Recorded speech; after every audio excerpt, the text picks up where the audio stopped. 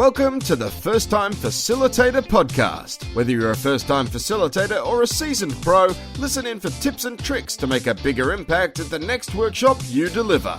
And now, your host, she'd rather buy very rather over being very bored, Leanne Hughes.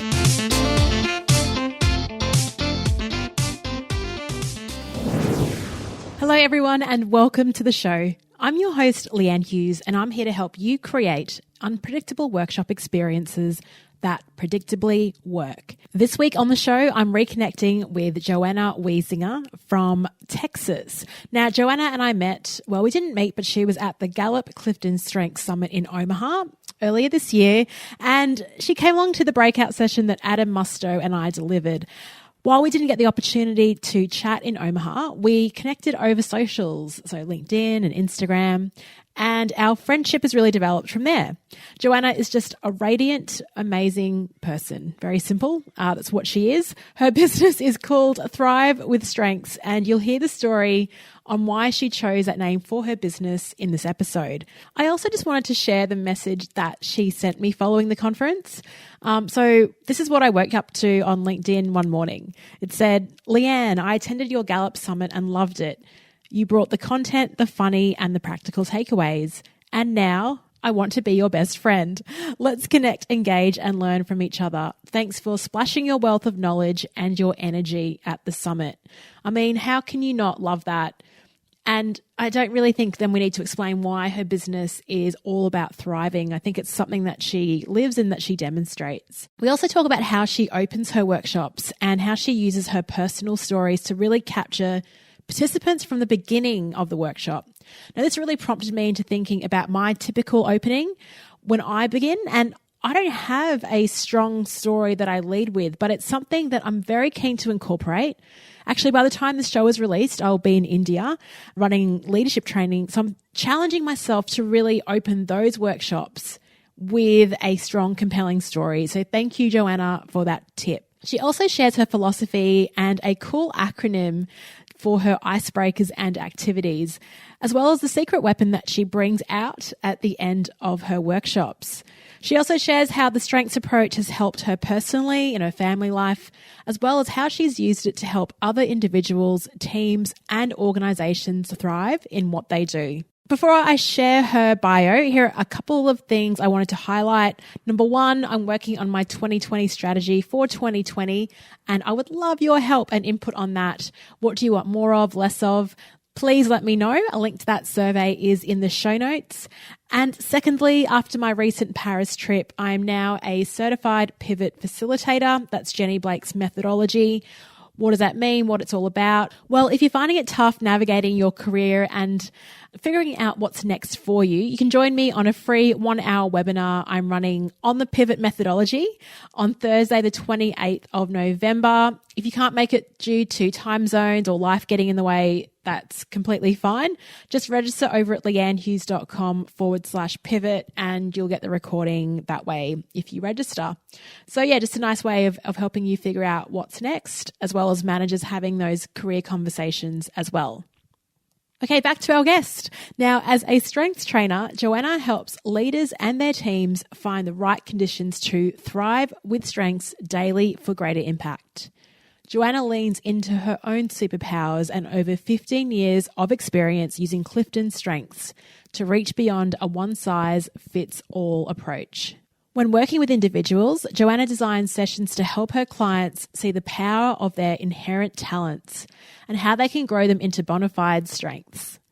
Joanna's team workshops transform a group of individuals who work together daily to a team that relies on its members' strengths to reach a common goal.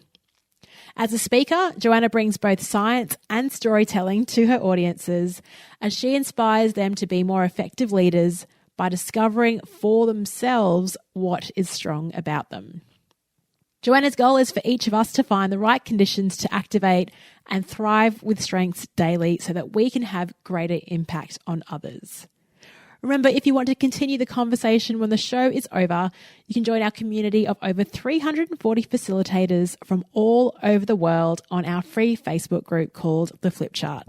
Now, you can view a link to the group, my 2020 survey, but more importantly, all of Joanna's contact details, her LinkedIn profile, her website, and her TEDx speech. A link to that is all in the show notes for this episode at firsttimefacilitator.com/episode 92. Now, onto the show. I am absolutely delighted to welcome onto the First Time Facilitator podcast, Joanna Wiesinger. Joanna, thank you so much for joining us on the show. Thank you for having me, Leanne. I'm totally excited to finally connect with you this way. I've been Me looking forward to too. it. And we've connected in so many different ways: Instagram, direct messages, LinkedIn, emails. So it's finally time we took our relationship to the podcasting level, I think. Absolutely. I'm so there for that.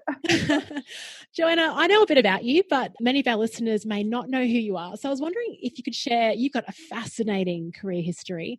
Life as a chemist, you got your PhD, and now you've pivoted to work in the strengths world. Can you please share your story with our listeners? Sure. Thanks for asking that question. I actually love that question because it really goes to the heart of what a strengths-based approach to life is all about. Strengths tell us not what we do, but how we do things. And so really that pivot from being a chemist to being a strengths coach is really not that far-fetched because my strengths simply pivoted me from one field to the other. But I did start it out as a PhD chemist. I met my husband in graduate school. We both graduated in inorganic chemistry. I was very happy in the field, very much enjoying it. But in my mid-30s, when I was pregnant with my second child, my company went through a reorg and offered me a very generous severance package. And so at a ripe age of 30-something, I retired. My husband and I decided that we wanted me to stay home full-time with our, later on, what turned out to be 3 kids. And that was a wonderful time for me to enjoy what I truly wanted to, really, I wanted to do that for a period of time. But then as my kids started to get a little older, of elementary age, I started to get a little restless. And so I stepped into actually the elementary level classroom for about 8 years, where I was a math and science tutor. And that kept my mind engaged. My husband is a business consultant, so he has traveled and been on the road every week. And so that helped us to, again, straddle the family dynamics. And then another leap happened a few years later when my kids entered high school and started graduating. And I knew that I was on the cusp of becoming an empty nester and had an appetite for something that would truly finally kind of marry my purpose and my passion. And so this is really when I was exposed to the Clifton Strengths Assessment. That was about maybe 15 years ago. It changed my marriage, and I don't say that lightly. And I thought we had a fantastic marriage, but it truly took us to a whole different level of intimacy, emotional intimacy, as it gave us that language of strengths. And it truly highlighted to me that there were some strong threads in me that maybe I had been ignoring. And one day, my husband forwarded to me an email with a subject matter that I'll never forget. He said something like, "Babe, I think you will like this." And what was inside was your generic Gallup email simply inviting whoever was interested to participate in this certification program to become a strengths coach. And Leanne, it's as if I exhaled for the first time in my life. Time stood still. I'm getting goosebumps even as I think about it. And I'm a crisp decision maker, but within a few days, I had signed up for the certification program. And I think within a month, I was a certified coach and stepped into the business, owning my own business. And truly, it all happened so fast because my strengths, my passion, and my purpose converged. So it just felt right. And I imagine you've had similar points in your own life when you just kind of knew in your gut that it was the right thing to do. Yeah, I certainly have. I've been very lucky to, because I know a lot of people spend their lives trying to find that moment. And what's so fascinating about what happened to you is that it was an email that your husband sent through. It wasn't you sort of seeking out and going to Bali or Italy and trying to find what it was. It just came to you in a moment where you probably least expected it. which Absolutely. And what's funny about that also, and my husband and I chuckle about that often, is my husband sends me lots of emails. He leads with the beautiful strength of learner. He is very caring. He's interested in spreading whatever he knows. And so oftentimes, I hate to admit it, but I don't open his emails. So the fact that you just admitted it on a podcast. It really was meant to be. That's wonderful. Can you share with our listeners what your top 5 strengths are and what that means for you? Why it made sense for that purpose and that email? Sure. I lead with maximizer, achiever, communication, input, and activator. And I also like to throw in there individualization because it's very strong in me. So for those who are not familiar with Clifton Strengths, the strength of maximizer is all about noticing strengths in others, taking something that's already humming along, maybe 80% there, and kicking it up a notch. So I am always interested in always spotting natural talents and strengths in others and wanting to draw them out. Achiever is all about having that inner drive, that fire in the belly that kind of pushes me forward to the finish line. Communication is really, in me, is all about finding the right way to put my thoughts and ideas into words in a way that the audience will understand. So I'm always very aware of how my message lands on my audience, whether it's an audience of one or a workshop maybe. Input is all about collecting resources. So this is where what this strength helps me to gather the necessary data or facts or stories that I can then pass on to my clients. I call them my Thrive tools. And then activator brings that sense of urgency, that friendly impatience that I offer to others often with a question. So, what will you do next? What's your next step? What's your plan? Why aren't you jumping? Jump, Leanne. And of course, I don't have to explain that one to you because I know you lead with that one as well. Yeah. I feel sorry for the people all around me if they come with them. There was one time, I think a few years ago, my husband was talking about Africa, and I think 2 days later, I just booked us a trip to Africa. That's exactly it. When my husband says, let's buy a refrigerator, I'm putting on my shoes. What he means is that the start of research and, diving deeper into what is exactly the best purchase that we should make. So I get it. I'm tracking. And it's actually funny that we've waited so long to talk, considering that we've both got Activator in our top 5. Gosh, you're making me laugh. So can you share with our listeners the type of workshops that you run, what you do with Thrive with Strengths, your business, and the type of people? Yeah, thank you. So I offer a menu of workshops to my clients, and I work with teams and businesses that are already strong, but want to be stronger and maybe faster in reaching their goals. So I let them do what they do best. I simply bring the strengths-based approach and kind of overlay it over their goals. And so I offer workshops. They're half-day workshops. They're part of my Thrive journey, what I call a Thrive journey. So a set of quarterly workshops that shift a team from strengths awareness to strengths engagement. Then I also offer standalone strengths-based workshops. So these are maybe on the topics that are of particular interest to the clients: communication, time management, strategic planning, habit formation, what have you.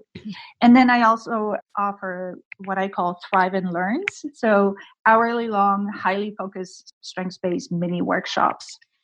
And so any combination of that is what I offer to the clients. What I love about what you've just said is also how you've used your branding so effectively in the workshops. So Thrive Journey, Thrive and Learns. The word Thrive, what really stood out about that word, and why did you decide to incorporate it for your business? Yeah, that's a really good question. So the word Thrive is much more complex than I originally thought it was. It really carries in it this underlying message of strength in light of adversity. So flourishing and growing in spite of the circumstances. And I think that really hit home with me because life is all about ups and downs. And I've certainly had lots of twists and turns in my own life. But the idea is not just to survive, those downs, right? But to thrive and become stronger because of those circumstances rather than wilt under pressure. So that's really what drew me to the word. Thrive. Yeah. Thank you for sharing that. So in terms of your own facilitation style, how have you created, I saw your speech, your TEDx speech, and oh, thanks. I love watching your presence on stage. And how have you sort of fine-tuned the way that you present your presence when you're, whether it's delivering a speech or in front delivering a workshop? It's interesting. I remember when I first stepped into this field, I approached any presentation in any workshop the way I approached being a scientist. Lots of data, lots of research, lots of numbers. I was very preoccupied with the idea of bringing the content that the client, making sure that the client was receiving the best return on their investment, only to realize that for the clients, the biggest takeaways were in those moments when I was vulnerable, when I was sharing anecdotes or stories from my own life, when I was brave enough to maybe open up to them.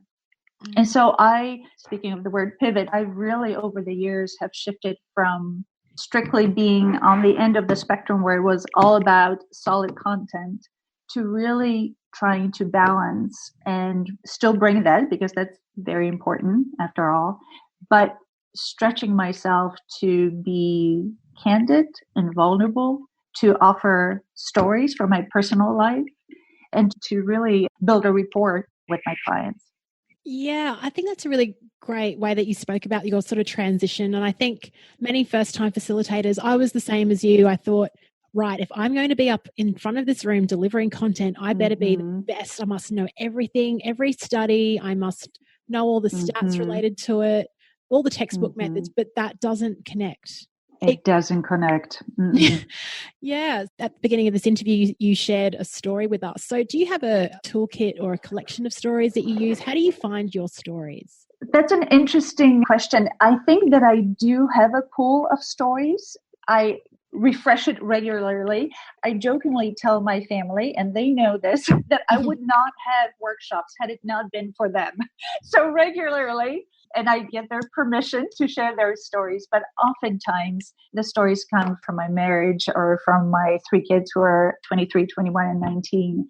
And they are rich in their own strengths and they're beautifully strong human beings. And so the stories come from that, moments of tension, moments of misunderstanding that we then have to walk in and walk out as friends. And then I offer it to my clients. That's really cool because in terms of, it's a weird thing in corporate culture. I don't know if it's the same in the States, but it's like when you go to work, and I know companies are trying to get away from this, but when you go to work, you leave your personal life outside. So there seems to be like, if you've got to use a story in a workshop, make sure it's an example of when an email went wrong. But but often, like you said, the most powerful ones are ones that connect to other humans, where you do kind of have to open the door and let people inside your world. That's it. Leanne, that's not to say that I'm not mindful of those workplace examples, because those are very important. But every workshop that I start out with a personal story. And actually, typically, I do have a go-to story, and it has to do with my oldest son and how badly I misunderstood him at one point because I didn't know his strengths and I didn't understand his strength. And so I looked at him as if there was something wrong with him rather than strong. And so that moniker from wrong to strong has really become my go-to phrase. That's probably why I love the strengths tool so much, is when I read my profile, I thought, oh, finally, I've been recognized. Like, these aren't bad things. The things that I lead with, which people can perceive as moving from idea to idea, but I can actually, there's strength in that. Maybe the team culture or my role isn't quite right. So it is a really amazing process to work through and to figure out these are actually positive things. Yeah, so it's interesting. Just the other day, I was chatting with a client and we were going over the workshop that I just held for the team. And he said, your workshop was excellent. And, he was very complimentary. But really what he was saying to me was that for him, it clicked in the first 5 minutes of the workshop, meaning that there's nothing wrong, but everything's strong about about him and his teammates. And really, that's a point that I park myself for quite a bit at the beginning of each workshop, because Leanne, you touched on that. So often we ask ourselves two draining and de-energizing questions. What's wrong with me and what's wrong with them? Right? And those two questions go to the heart of why it is that sometimes we don't connect with others and why we're not at our best. And so I really do feel like through my workshops and through my work, what I bring is that I flip the script, right? And I ask the client to find the answers to two very different questions. What's strong with you and what's strong with them? And those questions, and Gallup data proves me right, those questions lead to higher engagement and higher productivity and greater satisfaction in life. But sometimes it takes another person or a tool like StrengthsFinder. There are plenty of other tools to kind of hold up the mirror and says, this is who you are. Yeah. I actually really like the idea of having a go-to story or a way of introducing yourself for every workshop context. So it's something that you can kind of deliver, whether it's on autopilot or not, nearly there. It just makes it easier, doesn't it? And you can really sort of then shift that focus to, welcoming your participants. And yes, I think so too. I often go in situations like that, I kind of replay my own experiences. What are some workshops I can go to, or conferences that I attended, or breakout sessions that I attended that you and Adam led? And I always pick out, and then that's, of course, my maximizer and the strength of input kind of playing off of each other. But I'm always thinking, okay, what were a few takeaways that were excellent that I want to kind of tuck away and use in my own work that would kick me up a notch? And that's something that you and Adam did really well. You shared some personal stories and you balanced that really well, mindful of the business side, why we were there. On the other hand, you brought in laughter and some levity to the topic as well. So it was real good. Thank you. It was so much fun being up with Adam there. I bet. Such a great energy at the conference as well. I know beforehand, Adam and I had very different ways of preparing for that. I went to another breakout session because I wanted to distract my thoughts. He took time out to focus on what he was to do.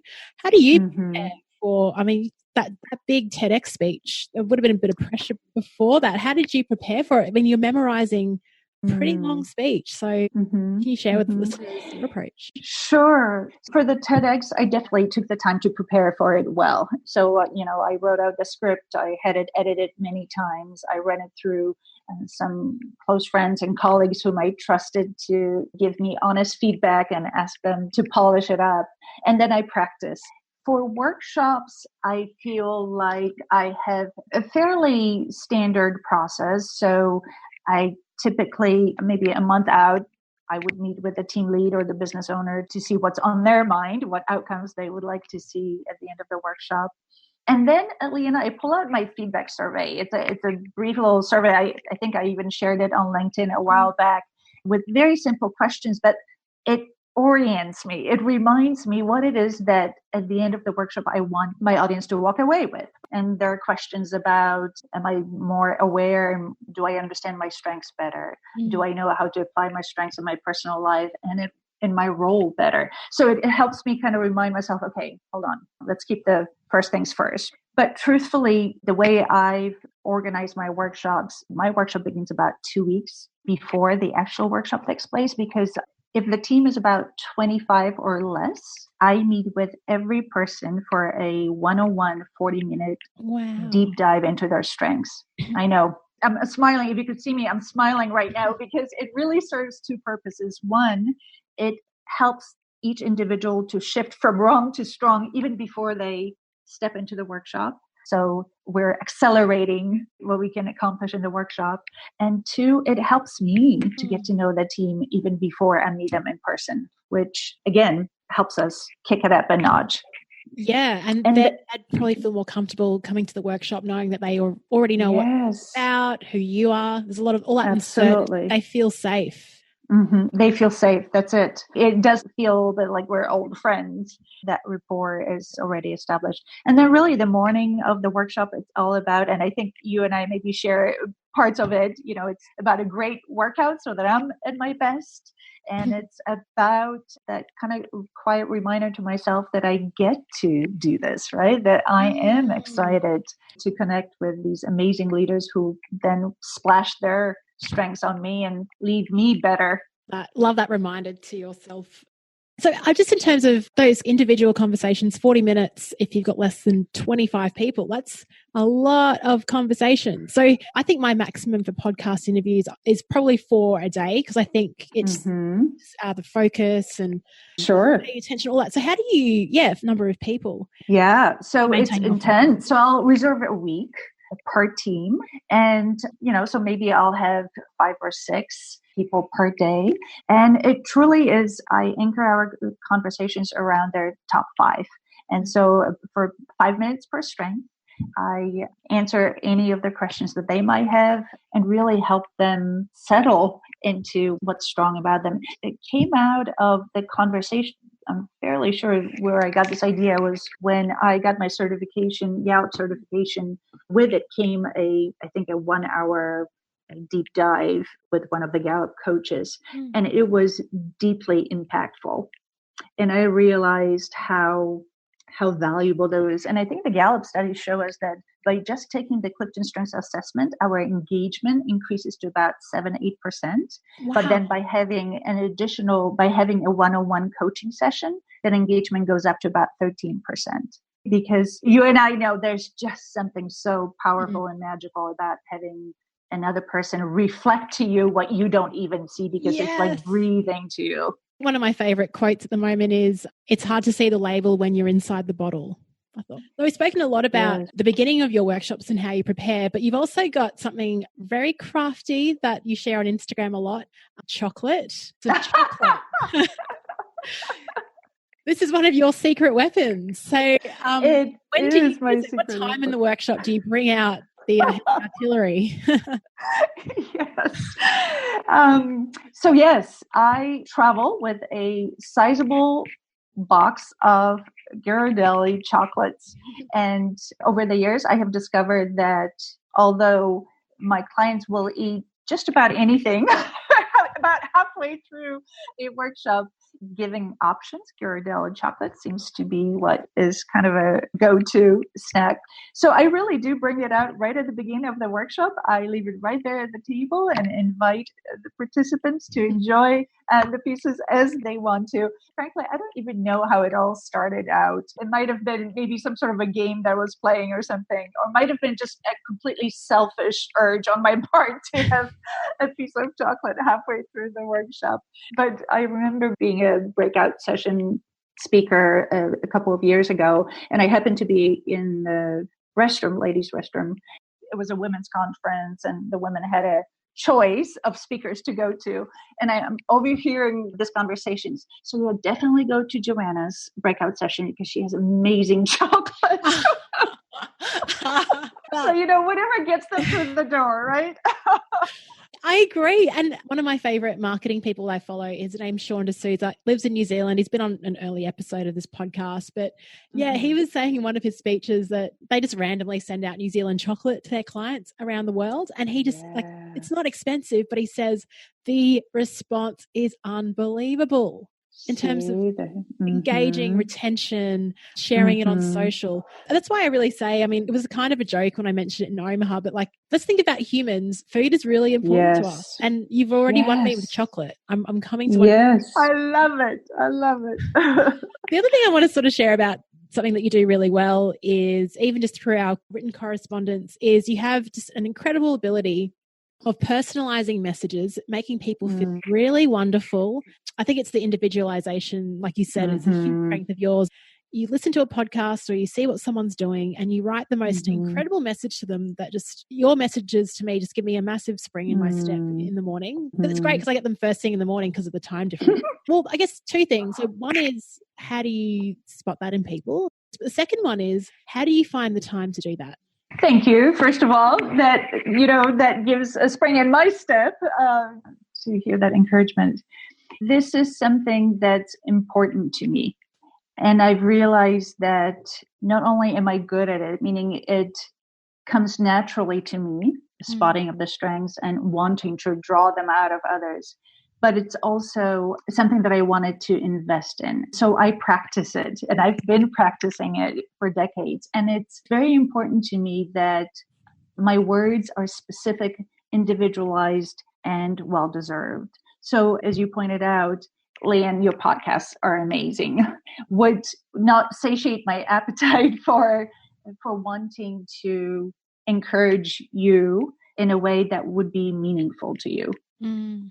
And with that extra oomph as you continue to run in your lane, making a difference and contributing to others.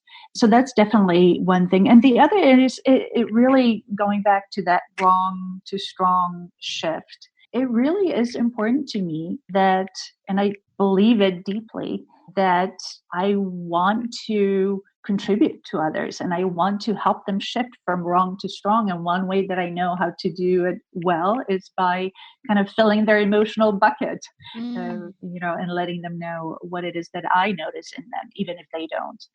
Yeah, and I think the power of what you do is that it's easy to do that to the people that are in close proximity to you, but it's incredible, people that you have never even met from around the world. So congratulations, and I'm jealous. I want that. Thank you. Incredible. So well done. I appreciate it. So you had these career pivots, you were a parent, you did your certification, now you're up leading workshops. Think of the some of our listeners, we have a lot of experienced listeners that tune in, but also majority are people new to the world of facilitation. What advice could you offer to someone starting out their journey? I would say, thinking of myself standing in front of an audience in one of those first workshops, bring clarity, courage, and confidence to the people in your audience. Because no one follows a leader who lacks clarity, courage, and confidence. And for the amount of time that you're in front of the people in your workshop, they want to follow you. So by clarity, I mean, let them know where you're heading, where you're taking them. What's the journey that they'll experience with you for the amount of time they'll be with you. For the courage, what I mean is be authentic and vulnerable. That was very difficult for me, as I shared before. But I think the more as facilitators, the more we model that, the more we invite the people in the audience to lean into us and do the same. And then by confidence, I mean, have the confidence to surprise your audience, to shock them, to maybe spur ideas with them. I think maybe I'm inspired by your article that you wrote about contrast being the word for you and maybe others in the workshop. But I really do think that there's something to that idea of keeping your audience on their toes. I recently attended a workshop. There were about 100 of us in this large classroom. And within the first 10 minutes, I think we were asked to move 2 times. And I was super annoyed the second time. And then I realized, he's driving his point. He totally is making his point. And one of his points was, don't get comfortable. The business world is full of change and you're experiencing it right now. So clarity, courage, and confidence, I would say, if I were to summarize it. And of course, you can find those in your own strengths, right? The more you know yourself, for you, it's probably in those beautiful out-of-the-box ideas that you bring to the others. That's probably where you can, or maybe your activator or what have you. But for someone else who's more maybe on the introverted end of the spectrum, it could be in those quiet, pithy, hefty thoughts that might be just what the audience needs. It has to be authentic to us. Yeah, that's right. Leading and facilitating from your strengths. And I really like how you link contrast in with confidence. I never really thought about it that way, that it does take courage to do things differently. If you're sort of being safe and just staying in your comfort zone, you'll do everything the way it's meant to be done traditionally. But I think it's kind of a little bit disruptive. And to bring in that contrast, as you shared with the guy that made you move twice, I would have been annoyed the second time as well. Yes. Yeah, I've just got comfortable here. Come on. Yes, and here I am telling you about it, right? So clearly he drove the point just right. And I remember in your own workshop, you and Adam did that really well. There was a lot of contrast in your breakout session, from pairing and sharing to sharing, I think, is in a large group, to moving our chairs around. I mean, you kept us on our toes as well. Yeah, and obviously Adam and I individually, we are a contrast as well. So do you have a favourite activity, icebreaker or energizer that you use in your workshops? So I am a self-proclaimed icebreaker queen. Put me on any group, on any team, and there will be an icebreaker. However, over the years, I have discovered, I have kind of settled on a model that I follow, and I call it KISS, Kiss. Keep it simple and strong. Here's what I mean by it. I've discovered that the simpler the questions, the better. And for me, a strengths coach, it really is important that the workshop begins immediately. So from the moment that, I invite my clients to participate in the icebreaker, I'm already highlighting to them that their strengths go with them everywhere. Mm-hmm. And so keep it simple and strong simply to me is a reminder, simple question, and the answer will most likely tie right back into their innate talents and strengths. And so, anything from what's your favorite thing to do in your spare time and which one of your strengths gets energized when you do it? Or I bring a pile of toys or photos of books and I'll say, pick one that you're drawn to. It will be that simple of an instruction, which sometimes it's for strategic thinkers and might be a little disorienting. And then I'll say, so tell us why you picked it and tell us something about your strengths, your innate talents and strengths. So that's really it. I keep it very simple. I love that you've got a philosophy around your activity. Mm-hmm. Of course you do, Joanna. And you write about the simple questions. It's sometimes, when you've got a bit of a bogus or too advanced question, that you can just hear the silence and the energy shifts. The energy shifts. Part of Toastmasters, I don't know if you're familiar with Toastmasters. Yes. It's an international organization that's all about developing speakers and leaders.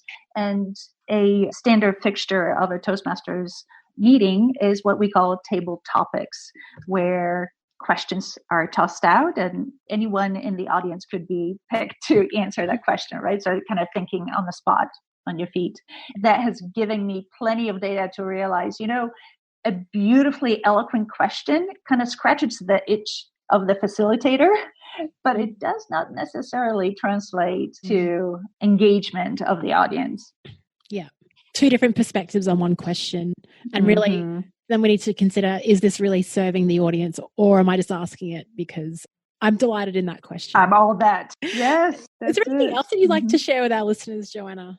I have so enjoyed our friendship, and oftentimes I get asked by people, what are the advantages of LinkedIn? And I often go back to our friendship because yes, I attended your workshop, but I don't think I even chatted with you that workshop. You were, of course, preoccupied with it, but our friendship really began through LinkedIn, right? And then kind of splashed over to Instagram. So I would say for those skeptics who are on the fence about stepping into the LinkedIn world, I say go for it because you might just step into a surprisingly beautiful friendship and a connection. So yes, thank you for reaching out. You inspire me to aspire for more, Leanne. You truly do. So thank you. Thank you. Absolutely. Like right back at you. And I still remember the connection request you sent to me. It was like, I get lots of wonderful connection requests, but this one was X Factor. I think I even posted it on Instagram. It was like, I want to be your best friend. I'm like, oh my, that is the most delightful. Oh, thank you. I don't remember anymore, but thank you. Yeah, I remember it. So thank you for that. And gosh, after saying that, I think everyone will be reaching out to connect with you on LinkedIn. I agree. I love the platform of LinkedIn. I think it's not even about direct business. It's about the relationships and the people you meet, exposure to new ideas, which I love. For sure. So Joanna, thank you so much for being on the show. If people would like to, again, connect with you on LinkedIn or find out more about what you do, can you share where they can find you? Sure. So on LinkedIn, Joanna Wiesinger, absolutely. Please reach out and message me. Follow me on social media under Thrive with Strengths and my website, thrivewithstrengths.com. Fantastic. And we'll pop a link to all of those in the show notes. Awesome. Joanna, it's been wonderful chatting to you. I know it's the evening over there. Thanks for staying up and having this conversation. Keep in touch and hopefully one day I'll be eating one of your chocolates in one of your workshops. I was just going to end with a hearty invitation for you to come to Texas. Everything is bigger and better in Texas, they say. So please come and visit. But thank you very much for allowing me to spend sometime with you. Wonderful. And Texas is on the bucket list. So who knows? Okay. Thanks, Joanna. Thank you. Hey, thanks so much for sticking around. You've reached the end of another episode of the First Time Facilitator podcast. Connect with the show at firsttimefacilitator.com or follow me on Instagram at Leanne Hughes to find out what I'm up to during the week. If you enjoyed this episode, please feel free to share it with someone who will also appreciate the insight. And make it easier for yourself and subscribe to the show in your podcast player of choice. Thank you so much for listening and chat to you next week.